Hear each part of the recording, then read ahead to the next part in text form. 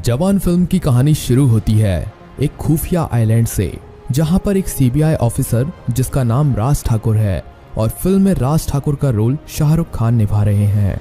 राज ठाकुर अपनी CBI team के साथ आइलैंड पर किसी को पकड़ने के लिए आता है। इस आइलैंड पर जगह जगह पर बॉम्ब लगा रखे थे, इसीलिए सीबीआई टीम के यहाँ पर पहुँचते ही सभी बॉम्ब ब्लास्ट हो जाते हैं और सभी सीबीआई ऑफिसर मारे जाते हैं। अब ये खबर चारों तरफ फैल जाती है कि एक सीक्रेट ऑपरेशन के दौरान सीबीआई ऑफिसर राज ठाकुर और उनकी टीम मारी जा चुकी है। मीडिया में भी इसी बात के चर्चे हो रहे होते हैं। अब फिल्म थोड़ा पीछे जाती है और अब हमें 3 महीने पहले की कहानी दिखाई जाती है कि उसी खुफिया आइलैंड पर एक आदमी है जिसका आधा चेहरा जला हुआ है और वो अपने चेहरे पर पट्टी बांध रहा है, क्योंकि शायद उसके साथ कोई काफी बड़ा हादसा हुआ था जिसकी वजह से उसका आधा चेहरा जल चुका है और ये आदमी किसी हमले की तैयारी कर रहा है। ये आदमी और कोई नहीं राज ठाकुर ही होता है, पर राज ठाकुर तो एक सीबीआई ऑफिसर है और अपनी टीम के साथ सीक्रेट मिशन पर है। तो आइलैंड पर ये दूसरा राज ठाकुर जैसा दिखने वाला आदमी कौन है, ये हमें हमारी आगे की कहानी में देखने को मिलेगा और ये भी पता चलेगा कि ये आदमी इस आइलैंड पर किसी को मारने की तैयारी कर रहा है। ये सब हमें आगे कहानी में पता चलेगा। अब हमें पता चलता है कि राज ठाकुर अपनी सीबीआई टीम के साथ एक मिशन पर काम कर रहा है, पर राज ठाकुर के साथ जो सीबीआई टीम आई थी वो सीबीआई टीम नहीं थी। राज ठाकुर ने अपनी अलग से एक सीबीआई टीम तैयार कर ली है अपने एक मकसद के लिए। राज ठाकुर किसी बड़े आदमी से बदला लेना चाहता है और उसी बदले को पूरा करने के लिए मुंबई पहुंच जाता है और मुंबई में बैठे बड़े बिजनेसमैन और माफिया मैन शंकर से बदला लेना चाहता है। इसीलिए मुंबई में ही राज ठाकुर शंकर से बदला लेने के लिए एक प्लान तैयार करता है। फिल्म में शंकर का रोल विजय सेतुपति निभा रहे हैं। अब राज ठाकुर को अपनी टीम की तरफ से खबर मिलती है कि शंकर अपनी फैमिली के साथ एक मॉल में जाने वाला है। राज ठाकुर शंकर को मारने का प्लान बनाता है कि वो बीच रास्ते में ही शंकर के ऊपर अटैक करेगा। अगले दिन शंकर अपनी फैमिली के साथ मॉल में जाता है। रास्ते में राज ठाकुर उसकी गाड़ी पर हमला कर देता है, पर राज ठाकुर को बाद में पता चलता है कि गाड़ी में शंकर नहीं था बल्कि शंकर की पत्नी अन्नू थी। पुलिस चारों तरफ से राज ठाकुर को घेर लेती है, लेकिन राज ठाकुर शंकर की पत्नी के माथे पर बंदूक रखकर वहां से निकल जाता है। फिल्म में अन्नू का रोल सान्या मल्होत्रा निभा रही हैं। राज ठाकुर शंकर को गाड़ी में ना पाने की वजह से शंकर की पत्नी को ही पकड़कर अपने साथ ले जाता है, पर पुलिस राज ठाकुर का पीछा करती रहती है। राज ठाकुर किसी तरह पुलिस को चकमा देकर अन्नू को उसी खुफिया आइलैंड पर ले जाता है। राज ठाकुर के चेहरे पर पट्टी बंधी हुई थी, पर तब भी एक police officer summer Raj Thakur के आधे चेहरे को देखकर पहचान जाता है कि वो राज ठाकुर है। पर सभी सोच रहे थे कि राज ठाकुर तो मर चुका है, तो ये वाला राज ठाकुर कौन है। और सभी सीबीआई ऑफिसर तो उस आइलैंड पर बॉम्ब ब्लास्ट की वजह से मर चुके हैं, तो राज ठाकुर अकेला कैसे जिंदा बच गया। और राज ठाकुर की शंकर के साथ क्या दुश्मनी है जिसकी वजह से वो शंकर की बीवी को उठाकर ले गया और शंकर को मारना चाहता है। पुलिस को कुछ भी समझ नहीं आ रहा था। दूसरी तरफ शंकर भी अपनी पत्नी के किडनैप होने की वजह से काफी ज्यादा परेशान था और शंकर सोच रहा था कि आखिर मेरा ये नया दुश्मन कौन पैदा हो गया जो मुझे मारना चाहता है, और आखिरकार उसने मेरी पत्नी को क्यों किडनैप किया, और ये कौन सा दुश्मन है जो अपना चेहरा छुपाकर सभी को धोखा दे रहा है। पुलिस को राज ठाकुर पर शक होता है, इसीलिए पुलिस राज ठाकुर की पत्नी सपना को पूछताछ के लिए पकड़ लेती है। फिल्म में सपना का रोल नयनतारा निभा रही है। पुलिस स्टेशन में सपना से पूछताछ की जाती है। पुलिस ऑफिसर समर सपना को उस शख्स की फोटो दिखाता है जिसने शंकर की पत्नी अन्नू को किडनैप किया था। सपना उस शख्स की फोटो देखकर पहचान जाती है कि वो राज ठाकुर ही है, पर वो पुलिस से झूठ बोल देती है और कहती है कि मैं भी नहीं जानती कि ये कौन है। उसके चेहरे पर पट्टी बंधी हुई है, इसीलिए मुझे उसका चेहरा पूरा नहीं दिखाई दे रहा और ना ही मैंने कभी पहले इसे देखा है। अब हमें यहाँ पर पता चलता है कि शंकर की पत्नी अन्नू को किडनैप करने वाला वो शख्स राज ठाकुर नहीं बल्कि राज ठाकुर का भाई राजा है।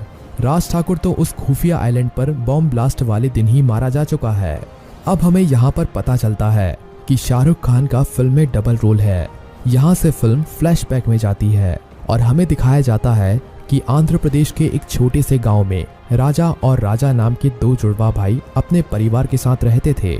दोनों जुड़वा भाई काफी समझदार और हिम्मत वाले थे और दोनों भाई घुल मिलकर रहते थे और एक दूसरे को काफी प्यार भी करते थे। धीरे धीरे ये बड़े हो जाते हैं और अब इनकी नौकरी आर्मी में लग जाती है। अब इनकी आर्मी में ट्रेनिंग चल रही होती है। धीरे धीरे करके इनकी ट्रेनिंग भी पूरी हो जाती है और अब इनकी ट्रेनिंग का आखिरी दिन होता है। अगले दिन ये एक आर्मी जवान बनने ही वाले थे। तभी राजा को पता चलता है कि उनकी ट्रेनिंग कैंप के पास माफिया डॉन शंकर बॉर्डर पर ड्रग्स का लेन देन करने वाला है। राजा अपने सीनियर्स को बिना बताए अकेले ही शंकर के उस माल को पकड़ने के लिए चला जाता है। शंकर उन्हें दूर से छिपकर देख रहा होता है और थोड़ी देर में उनके ऊपर हमला कर देता है। राजा अकेले ही शंकर के सभी लोगों को धूल चटा देता है। शंकर भी पुलिस के हाथ में उसका माल ना लग जाए ये सोचकर अपने माल को वहीं पर छुपा देता है, लेकिन उन ड्रग्स को छुपाते हुए राजा शंकर को देख लेता है।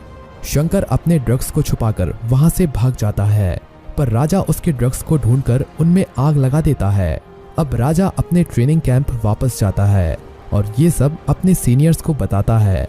सीनियर्स ये सब सुनकर राजा से काफी ज्यादा नाराज होते हैं और उसे आर्मी में भर्ती करने के लिए मना कर देते हैं, क्योंकि राजा ने आर्मी के रूल्स का उल्लंघन किया था। उसने अपने सीनियर्स को बिना बताए ये सब किया था, इसीलिए आर्मी ऑफिसर उसे आर्मी में भर्ती करने के लिए मना कर देते हैं। पर राजा का दूसरा भाई राज एक आर्मी जवान बन जाता है और राजा को दोबारा उसके घर भेज दिया जाता है। अब एक रात राजा अपनी माँ और पिता के साथ सो रहा होता है। शंकर को पता चल चुका था कि उसके ड्रग्स को राजा ने जलाया था, इसीलिए राजा से बदला लेने के लिए शंकर राजा के घर पहुंच जाता है और रात में उसके घर पर आग लगा देता है। इस आग में राजा के माता पिता जलकर मर जाते हैं और राजा का आधा चेहरा जल जाता है, पर राजा किसी तरह जिंदा बच जाता है। जब ये खबर राजा के भाई राज को पता चलती है तो वो सोचता है कि घर में आग लगाना और उसके माता पिता और भाई की मौत सिर्फ एक हादसा है। पर कुछ सालों के बाद राज को पता चल जाता है कि उसका भाई राजा आज भी जिंदा है और राजा की पूरी कहानी के बारे में राज को पता चल जाता है।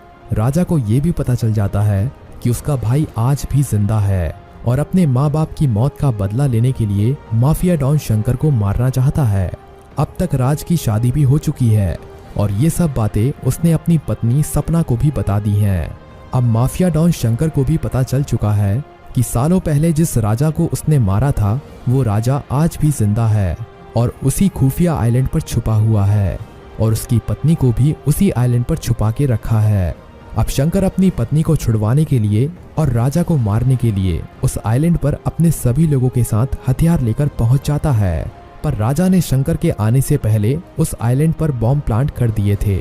पर शंकर के पहुंचने से पहले आइलैंड पर शंकर का भाई राज ठाकुर अपनी सीबीआई टीम के साथ राजा को पकड़ने के लिए वहां पर पहुंच जाता है, क्योंकि राज ठाकुर अपने भाई को किसी भी क्राइम को करने से रोकना चाहता था और माफिया डॉन शंकर को कानून की मदद से सजा दिलवाना चाहता था। राजा के बिछाए हुए बॉक्स में शंकर की जगह राज ठाकुर और उसकी सीबीआई टीम मारी जाती है। अब आइलैंड पर माफिया डॉन शंकर पहुंच जाता है और देखता है कि आइलैंड पर पहले ही एक बॉम्ब ब्लास्ट हुआ था जिसमें राजा मर चुका है। शंकर राज ठाकुर की लाश देखकर सोचता है कि राजा भी मर चुका है, पर राजा अंदर ही बैठा हुआ था। जैसे ही शंकर अपनी पत्नी को अंदर लेने के लिए जाता है तभी उसकी मुलाकात राजा से होती है। अभी तक शंकर को ये नहीं पता था कि राजा दो जुड़वा भाई हैं।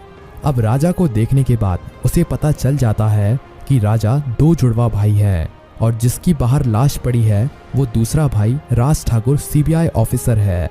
अब शंकर और राजा के बीच में भयंकर लड़ाई होती है और ये बात पुलिस को भी पता चल जाती है कि माफिया डॉन और राजा दोनों एक आइलैंड पर हैं और पुलिस अपनी सारी टीम को लेकर आइलैंड पर पहुंच जाती है। पर अब तक राजा ने शंकर के सभी आदमियों को मार दिया था और राजा अब शंकर को जैसे ही मारने के लिए जा रहा होता है तभी बाहर से पुलिस का एक ऑफिसर माइक में बोलता है कि राजा और शंकर, मुझे पता है तुम दोनों अंदर ही हो, अपने आप को सरेंडर कर दो, नहीं तो हम बाहर से फायरिंग शुरू कर देंगे। तभी राजा शंकर को गोली मारकर मार देता है और अकेले ही बाहर निकलकर आता है और पुलिस के सामने सरेंडर करता है। अब राजा को कोर्ट में पेश किया जाता है और राजा को 10 साल की सजा होती है। और फिल्म यहीं पर खत्म हो जाती है।